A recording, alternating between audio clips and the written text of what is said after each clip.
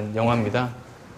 저는 어떤 내용인지는 모르고 800만 명이나 봤다고 하니까 호기심이 일어서 봤죠. 근데 그보다 더 많이 본 영화들도 많이 눈에 띄던데 저는 좀 무서운 거 싫어하거든요. 그래서 좀 유쾌한 제목으로 골라서 하나를 봤습니다. 근데 800만 명이나 봤으니까 다 아시겠지만 그런 내용 아닙니까? 공산군, 국군, 미군 패잔병들이 동막골이라는 산골 마을에 모여서 우여곡절 끝에 친구가 됐는데 미군이 이 마을을 기습하려고 하니까 오히려 거기에 맞서 싸우는 거 아닙니까? 그래서 사실은 그 줄거리만 이렇게 놓고 보면 처음에는 약간 당황스럽더라고요. 제가 방공교육을 열심히 받았던 세대이기도 해서 국군이 공산군과 손을 잡고 미군과 싸운다는 줄거리가 약간 좀 충격적이더라고요. 그리고 또 한편으로는 800만 명이 본 영화니까 그 정도 많은 사람들의 공감을 얻은 영화 아닙니까? 그랬는데 이렇게 생각하니까 그게 이해가 되더라고요. 21세기 이 현대사회를 이끌어가는 또는 변화시키는 키워드를 하나만 꼽으라고 한다면 저는 탈권위주의라는 키워드를 꼽고 싶어요. 그래서 이 탈권위주의라는 것이 예전에 어떤 아주 국한된 어떤 조직이나 지위에 있는 사람들이 모든 권력과 정보를 독점을 했다면 이제는 그런 힘과 정보가 일반 대중에게 가 있는 거지 않습니까?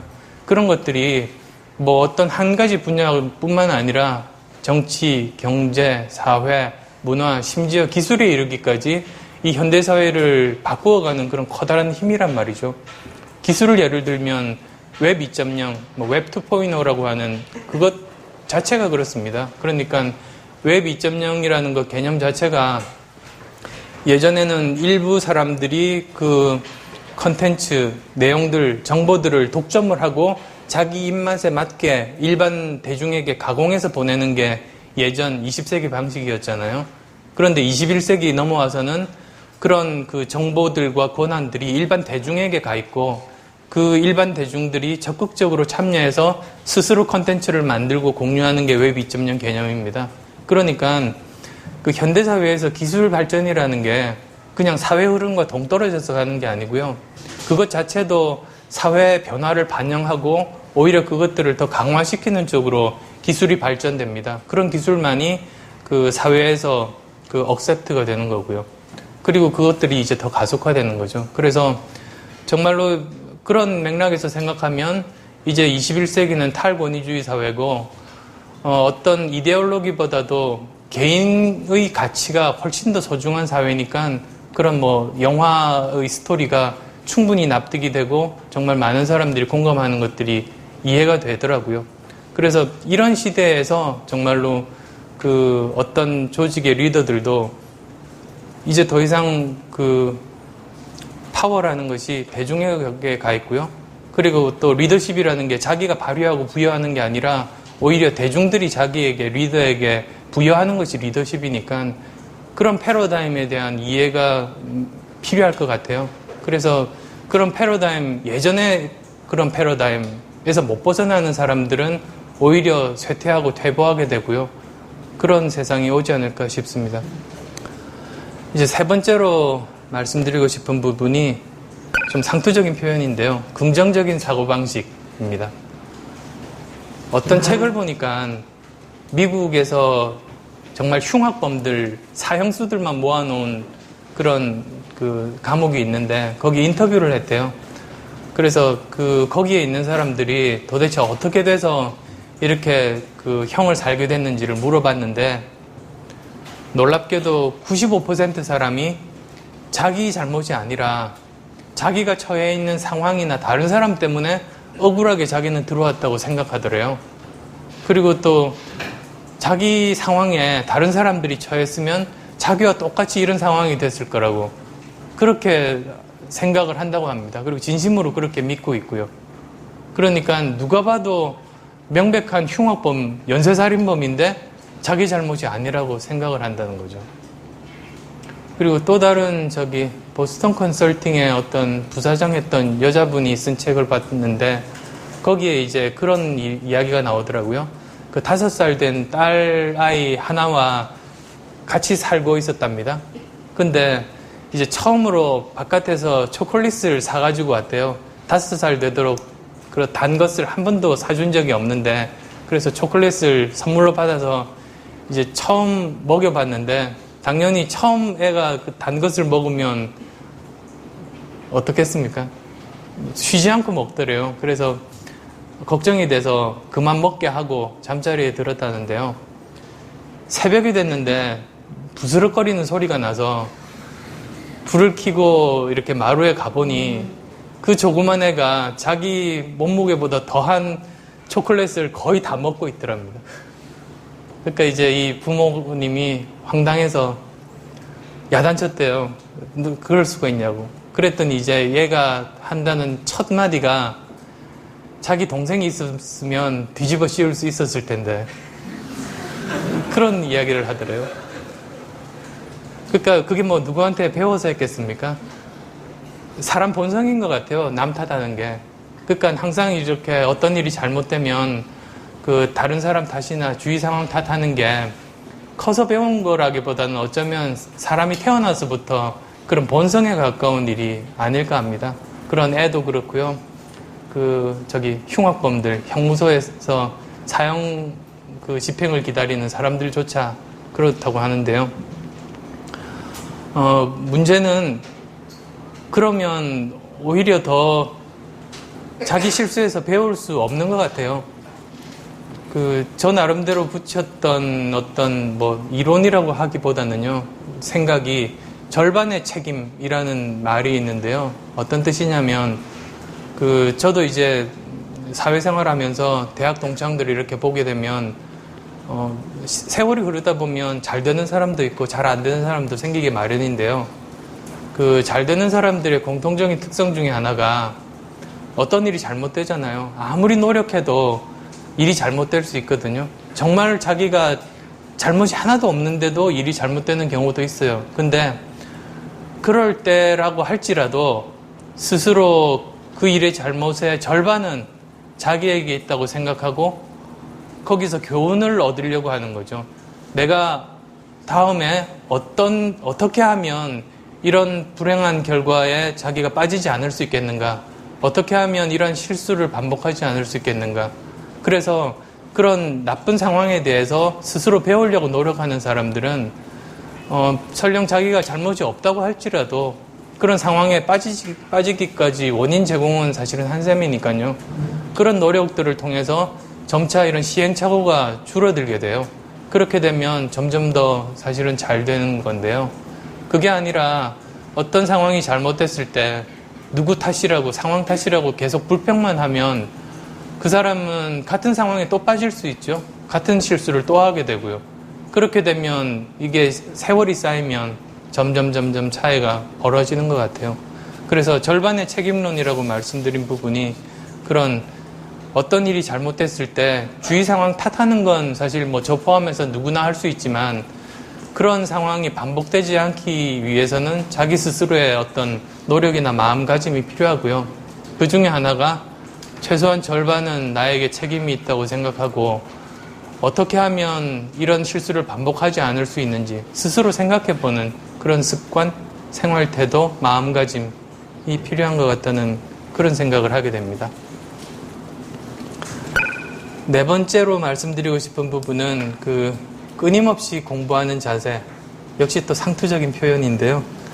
하게 되는데요. 예를 들면 그렇습니다. 제가 의대 졸업하고 나서 실험실에 가서 연구를 했다고 말씀을 드렸는데요. 그 당시에 제가 하던 연구 과제가 우리나라에서 몇 사람이 하지 않았던 부분입니다. 그러다 보면 제가 이제 그 분야를 하기로 마음먹은 직후부터 제 목표는 우리나라 내가 아니고요. 세계적인 저널에 논문을 싣는 게 제가 목표로 삼아야 되는 일이거든요. 그래서 이제 어느 날 밤에 공부를 하다가 잠자리에 들었는데요. 갑자기 그 생각이 나더라고요. 제 경쟁 상대가 한 번도 얼굴도 본 적도 없는 사람이지만 저와 같은 시기에 같은 종류의 실험실에서 일하는 미국, 영국, 뭐 다른 유럽에 있는 사람들이더라고요. 근데 제가 자고 있는 시간이 그쪽이 낮이니까 그 제 경쟁자가 공부하고 있겠다는 생각이 갑자기 들면서 잠이 안 오는 거예요. 그래서 그날 또 허겁지겁 일어나서 책 보고 그랬었는데요. 사실 그게 바보 같은 짓인 게 그 사람 잘 때 저는 공부할 수 있는데 그 생각을 못 했던 거죠.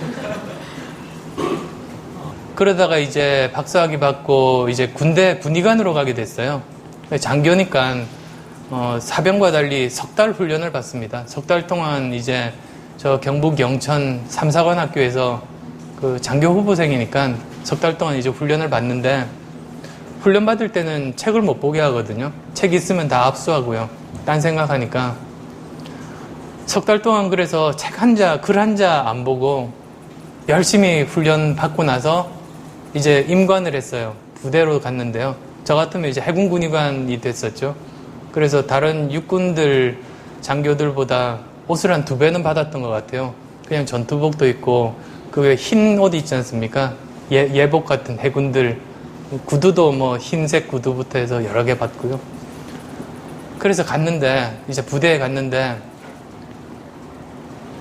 마음이 그렇게 편한 거예요. 예전에 그렇게 빨리 돌던 지구가 갑자기 서서히 돌기 시작하고 그 열심히 일하는 사람이 점점 보이지 않게 되고요. 똑똑한 사람도 이렇게 사라지고 마음이 너무너무 편안해지더라고요. 근데 그렇다고 그 사람들이 어디 간 건 아니거든요. 아까 그 예를 들었던 것처럼 제 눈에 안 보일 따름이죠. 세상은 똑같이 빨리 도는데 저만 모르고 지나는 거잖아요. 그래서 그런 경험들을 하면서 정말 그런 생각을 했어요. 지금 이 순간도 나의 경쟁자들, 열심히 하는 사람들, 그런 사람들은 항상 존재하게 마련이고 그런 것들을 알게 해주는 게 결국은 공부하는 수밖에 없거든요. 제가 MBA를 갔는데요. 그러니까 40 중반에 이제 공부하기 위해서 여러 가지 방법이 있거든요. 뭐 편하게 청강생으로 갈 수도 있고요. 또는 연구원으로 갈 수도 있고 비지팅 스칼라로 갈 수도 있는데 제가 공부를 해보면 아까 27년 공부했다고 말씀드렸는데요. 공부를 해보면 마음 편하게 하는 공부는 남는 게 없더라고요. 공부할 때 이제 이렇게 청강을 하게 되면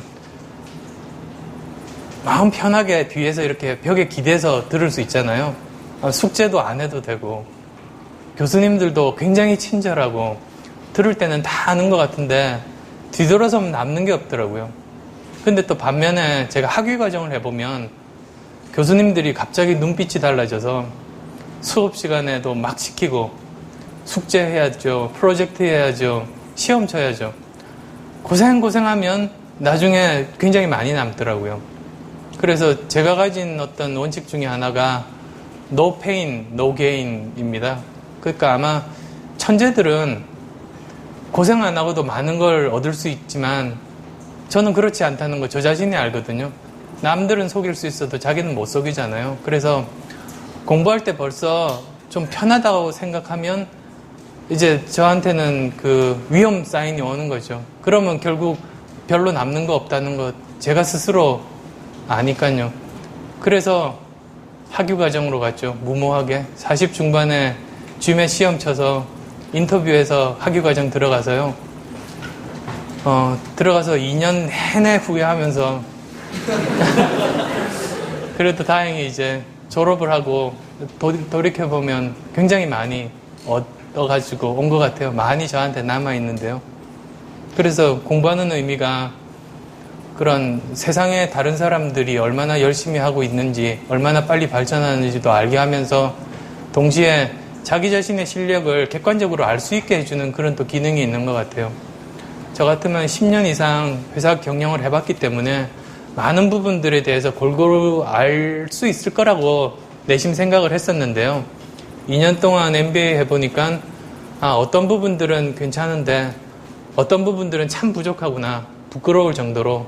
그래서 경험만으로는 채울 수 없는 부분이 존재하는구나, 그런 것들을 알았던 게 이제 저한테는 수학이었던 거죠.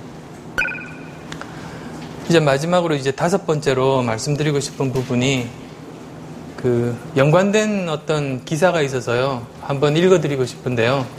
그 배경 설명을 드리자면 이렇습니다. 예전에 이라크 전쟁이 한창일 때 그 어떤 여자 종군 기자분이 그 미군 수송부대와 같이 이제 남쪽에 상륙을 했어요, 이라크. 그래서 바그다드가 북쪽에 있으니까요, 그쪽으로 이제 하루하루 접근해 가면서 썼던 그런 내용인데요. 그 기사 내용이 뭐 짧으니까 읽어드리겠습니다. 25일 오전 기사를 쓰고 있는데 부대를 총지휘하는 대령이 찾아와서 돌아가고 싶냐고 묻는다. 나는 바그다드까지 가서 이 전쟁의 끝을 보고 싶은 생각과 이쯤에서 돌아가고 싶은 생각이 반반이라고 솔직하게 말했다. 대령은 내 옆자리에 앉았다. 그 다음 대령 이야기인데요. 1976년 내가 한국의 비무장지대에서 근무할 때 북한군의 총격에 맞아 팔에 부상을 입었어요.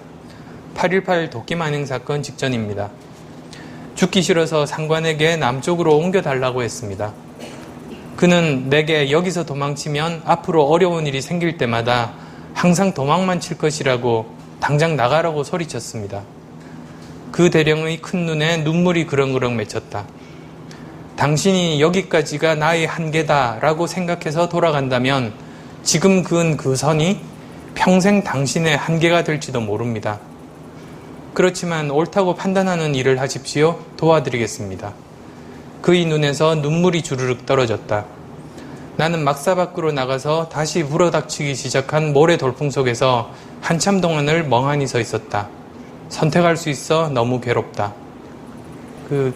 그런 내용인데요. 기자분 속마음이야 제가 어떻게 알겠습니까만 저 나름대로 생각해 보면 이런 생각을 했을 것 같아요.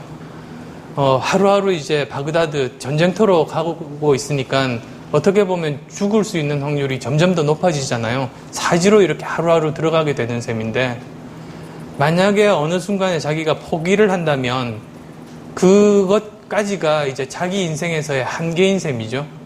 그래서 다시는 그런 기회가 자기에게 오지 않을 수도 있고, 만약에 또 똑같은 상황에 처하게 된다면 한 번 선을 그어 놓으면 그게 바뀌지는 않거든요. 그러면 다시 자기는 물러날 수밖에 없다는 아마 그런 생각을 했었던 것 같아요. 그래서 좀 더 생각해보면 이런 삶이 종군기자 이런 극한 상황에 있는 사람뿐만 아니라 여기 계신 모든 분들의 그 삶이 그런 것 같거든요.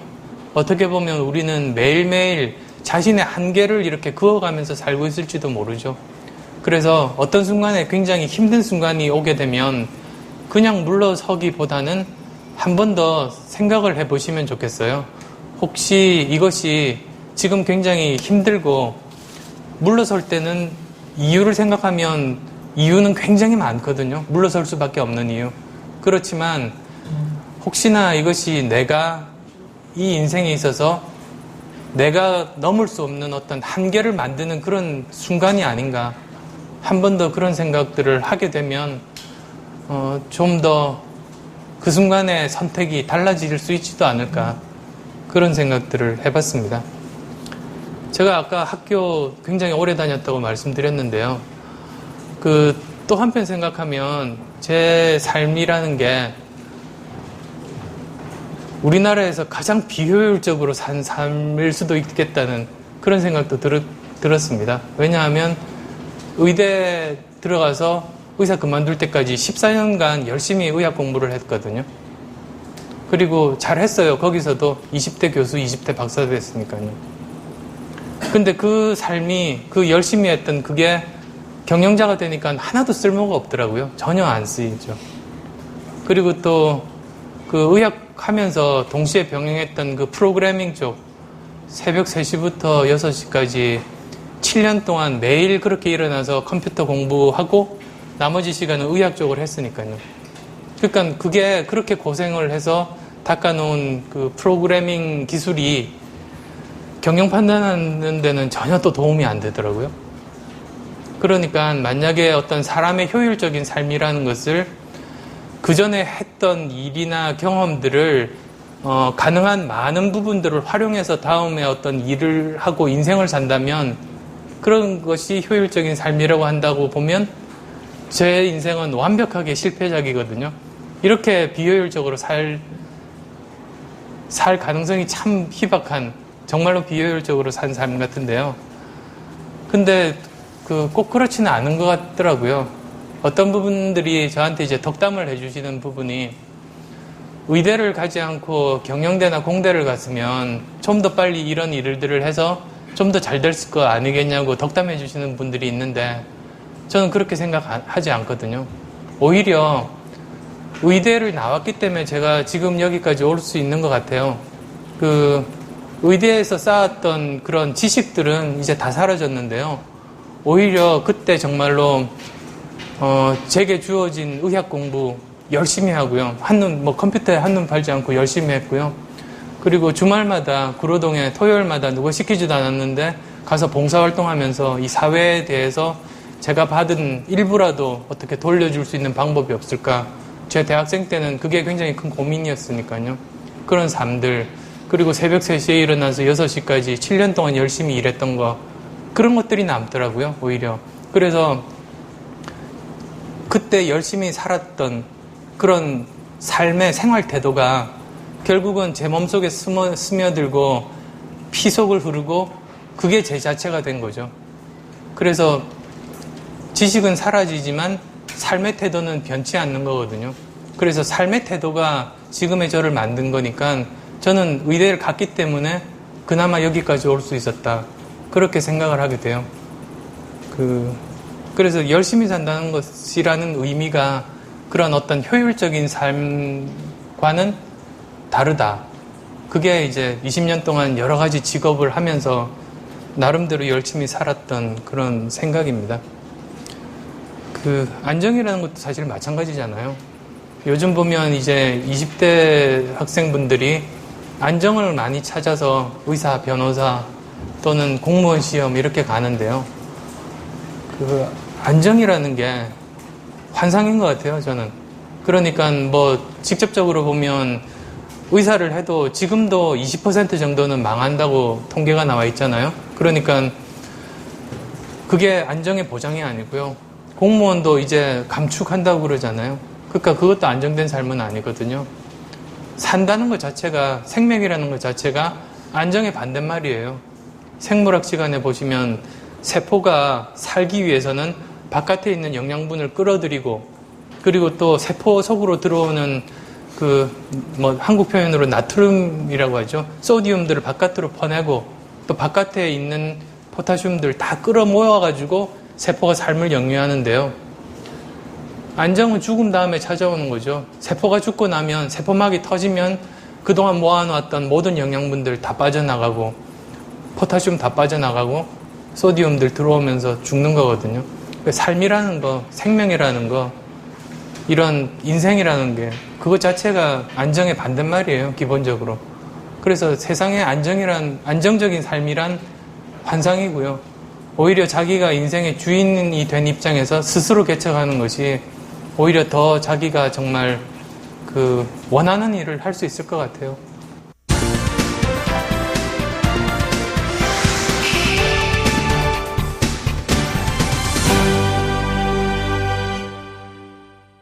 우리 시대를 대표하는 최고의 CEO와의 만남. 오늘 안철수 연구소의 안철수 의장님의 멋진 강연 잘 들었습니다. 그래서 지금부터는 여러분들께서 궁금해하시는 점들을 질의응답 시간을 통해서 함께하는 시간 갖도록 하겠습니다. 궁금하신 점이 있으시면 손을 들어주십시오. 기회를 드리겠습니다. 그럼 저 뒤쪽에 분홍색 티셔츠 입으신 남학생분께 기회를 드리겠습니다. 의장님께서 지금까지 살아오시면서 여러 가지 선택을 하셨을 텐데요.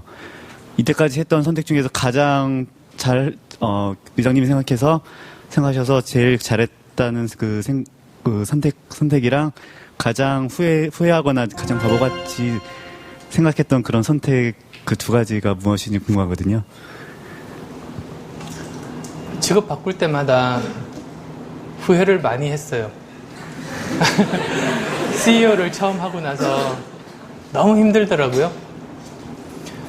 이제 기업을 해보면 10명 CEO 때 CEO가 해야 되는 역할하고 30명대, 50명대, 100명대, 150명대, 300명, 500명 다 틀려요.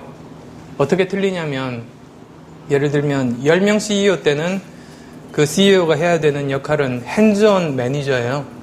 모든 거를 다 이렇게 관여하고 가르쳐주고 의사결정하고 시본 한 푼까지도 계산기로 두드려서 확인을 해야지 회사가 잘 돼요.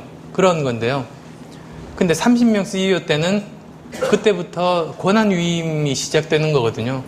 30명일 때 10명짜리 CEO와 똑같은 행동을 하게 되면 회사가 돌아갈 수는 있지만 결국은 CEO도 지치게 되고 안 보이는 면들이 나타나면서 회사가 망가져요. 그러니까 저 같은 경우는 그게 괴롭더라고요. 10명짜리 CEO에 고생해서 익숙해졌어요. 근데 회사가 30명이 돼 있더라고요. 그러면 제가 해야 되는 일은 그동안에 저에게 익숙해졌던 그런 제 습관, 라이프 스타일을 전부 버리고 30명 조직에 맞는 CEO로 완전히 탈바꿈을 해야 돼요. 조직이 원하는 리더 형식이 돼야 되는데요. 그게 엄청나게 괴로워요. 습관 한번 고치는 게 얼마나 힘든지는 다 아시잖아요. 예를 들면 오른손잡이가 왼손만 쓴다고 해보세요. 그게 순간순간마다 엄청나게 괴롭거든요. 그리고 잘 안 되죠, 결국은. 근데 이런 것들도 똑같아요. 그리고 문제는 그게 끝이 아니고요. 30명 조직에 익숙해질만 하니까 조직이 50명이 돼 있더라고요. 그럼 그때부터는 뭐가 필요하냐면 그 스트래테직 띵킹이 필요한 때거든요. 그때부터는. 그리고 50명에 익숙해졌어요. 근데 또 조직이 100명이 돼 있어요. 그럼 그때부터는 CEO 혼자서 있으면 안 되고 다른 임원들, COO부터 비롯해서 매니지먼트 팀을 구성해야 되는 그런 단계가 돼요. 그러니까 이게 끝이 없더라고요. 그러니까 스스로 굉장히 고통스러웠던 거는 제게 익숙해진 업무 습관이나 생활 태도를 버리고 조직에 맞는 사람으로 바뀌어야 되는 그 괴로움, 고통이 10년간 지속이 됐던 거죠. 그러니까 후회했던 선택은 CEO 했던 거고요. 그리고 근데 또 잘했던 선택도 CEO인 것 같아요. 결국은 스스로 경영에 대해서 못할 거라고 예전부터 생각해왔고 모든 사람이 저한테 그렇게 얘기했는데요. 저는 대학 교수를 해야 된다. 다른 거 하면 안 된다. 근데 해보니까 남만큼은 할 수 있게 되더라고요. 그러니까 늦은 나이지만 저 스스로 자기에 대해서 알게 된 셈이잖아요. 그리고 또 혼자서 전문가로서 할 수 있는 그런 만족감과 차원이 달라요.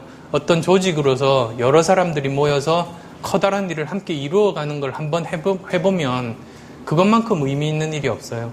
그러니까 그런 것들 순간순간 고생은 되지만 결국 이렇게 최종적으로 나와 있는 그런 것들 자체는 굉장히 큰 그동안의 고생에 대한 충분한 보상이 될 수 있는 거죠. 그래서 항상 보면 어떤 선택이고 후회도 따라오고 잘했다고도 생각이 되고 항상 그런 것 같았습니다. 네, 고맙습니다.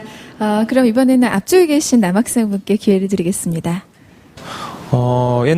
예전에 선생님께서 쓰신 책 중에서 이런 말씀을 하셨는데 자신의 좌우명으로 삼고 있는 말이 일본의 수학자 히로나 카이스케가 한 말, 나는 어떤 문제에 부딪히면 남들보다 미리 두세 배 더 시간을 투자할 각오를 한다.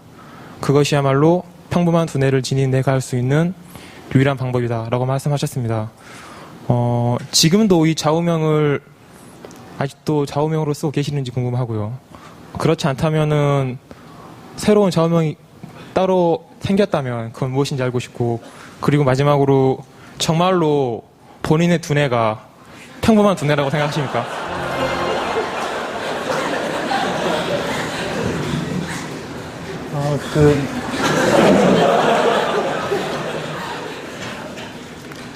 리처드 파인만이라는 노벨 물리학상 수상자가 있는데요. 그분이 쓴 자서전이 있어요. 근데 이제 그 책을 읽어보면 정말 천재가 어떤 사람이라는 걸 알 수가 있더라고요. 정말 거의 손대는 것마다 심지어 예술, 그림, 피아노까지도 연주회까지도 했었거든요. 그러니까 이 사람은 어릴 때부터 또 달랐어요. 어릴 때부터 그 어떤 뭐 라디오 보고 조립하고 그런 것들 스토리가 나오는데요. 그렇다고 해서 자기 자랑이 아니라 정말로 그 사람은 꾸밈 없이 자기 자신에 대해서 쓴 자서전인데 그걸 보니까 알겠더라고요. 진짜 천재는 이런 사람이고요. 거기에 비하면 저는 뭐 조금만 재능이 있다고 해도 아무것도 아니더라고요. 거기에 비하면. 그래서 뭐 아까 말씀드렸듯이 세상에 정말 세상이 넓고 얼마나 똑똑한 사람들이 많고 그런 것들을 알 수가 있는 거거든요. 그래서 그런 히로나카 헤이스케 지금은 서울대 석좌교수로 와 계시지만 그분이 하신 말씀 듣고는 저한테도 참 공감이 많이 갔던 것이 그런 사람과 비하면 정말 자기가 가진 재능은 정말 조그만 것밖에 없어요. 그러니까 그럴 때 제대로 어떤 일을 하기 위해서는 아예 처음부터 두세 배 이상 시간을 들일 수밖에 없겠다. 그게 어떻게 보면 정말 유일하게 할 수 있는 거잖아요. 참고 열심히 하는 수밖에. No pain, no gain 말씀드린 게 사실은 같은 맥락입니다. 똑같이. 저는 알거든요. 왜냐하면 고생 안 하고 공부하면 남는 게 없다는 걸 저 스스로 알아요. 심지어 뭐 영어 공부까지도 편하게 공부하면 안 남더라고요. 고생하고 그 남들 앞에서 영어로 발표하면서 몇 번씩 이렇게 무안당하고 스트레스 받고 그 집에 돌아가서 저기 샤워 틀어놓고 고함을 질러야 그 다음에 조금 늘더라고요. 아주 조금. 그런 과정들을 계속 겪어봤기 때문에 스스로는 알죠. 그러니까 외부에서 보시면 많이 이루어 놨다고 생각하실지 모르지만 그게 하나하나 보면 고통의 연속이고 고통이 있어야 남는 거거든요. 그래서 여전히 저는 지금도 그런 남보다 아예 처음부터 두세 배 고생을 각오를 하면 마음이 편해져요. 그렇습니다. 예. 그래서 정리를 해서 지금까지 드린 말씀 정리를 하자면 뭐 저도 이렇게 직업들을 옮기기는 했지만 매 순간 열심히 살아왔던 것 같고요. 그런데 이제 매 순간 어떤 상황에서 저에게 정말 더 의미가 있고 더 재미가 있고 더 잘할 수 있을 것 같은 일이 생길 때 그때 이제 바꾸게 됐었거든요. 제가 옮기고 싶어서 옮긴 건 아니고요. 저한테는 그런 것들이 보였었기 때문에 안정적인 의사를 뒤로하고 안정적인 CEO를 뒤로하고 그렇게 계속 옮겼었던 것 같습니다. 그래서 뭐 저 개인적으로는 남보기 좋은 일보다는 제가 행복할 수 있는 일을 찾았던 것 같습니다. 이제 특히 대학생분들이 앞으로 전문가가 돼서 이 세상을 살아가실 텐데요. 드리고 싶은 말씀이 5가지가 있었습니다. 그래서 첫 번째는 다른 분야에 대한 상식과 포용력, 그리고 두 번째는 커뮤니케이션 능력, 세 번째는 긍정적인 사고방식, 네 번째는 끊임없이 공부하는 자세, 그리고 5번째는 자신의 한계를 끊임없이 높여가겠다는 그런 마음가짐, 그 5가지 정도인 것 같습니다. 예, 그러면 경청해 주셔서 감사합니다.